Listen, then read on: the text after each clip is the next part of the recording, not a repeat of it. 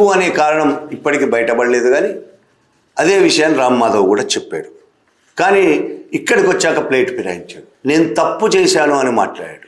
నేను అలా అనాల్సి లేకుండే అంటే నిజం చెప్పాల్సి లేకుండే అని ఆయన చెప్పాడు. నేను చెప్పింది తప్పు. రష్యా నుండి చమురు దిగుమతులను నిలిపివేయడానికి భారతదేశం ఎప్పుడూ అంగీకరించలేదు. ఇక్కడికి వచ్చి అబద్ధం ఆడుతున్నాడు. అక్కడ రష్యా నుంచి ట్రంప్ చెప్పగానే రష్యా నుంచి ఆయిల్ దిగుమతి చేసుకోవడం మానేశామని చెప్పిన వాడు ఇక్కడికి వచ్చి నేను అలా చెప్పడం తప్పు, అమెరికాలో చెప్పడం, భారతదేశం ఎప్పుడు రష్యా నుంచి ఆయిల్ దిగుమతులను ఆపివేయడం, అమెరికా చెప్పగానే ఆపివేయలేదు అని చెప్తున్నాడు. 50% సుంకం విధించడం కూడా మేము వ్యతిరేకించాం.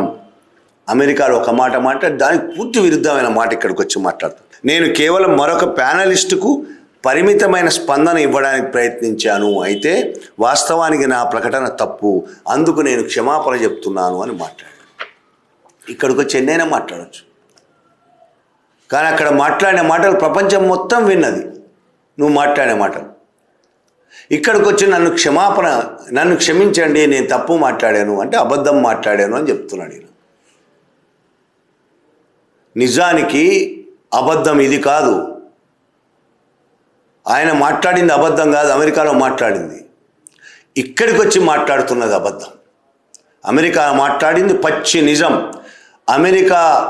అమెరికాకు భయపడేది చెప్పగానే రష్యా నుంచి దిగుమతులు బంద్ చేసామనేది నిజం, ఇరాన్ నుంచి దిగుమతులు బంద్ చేసామనేది నిజం.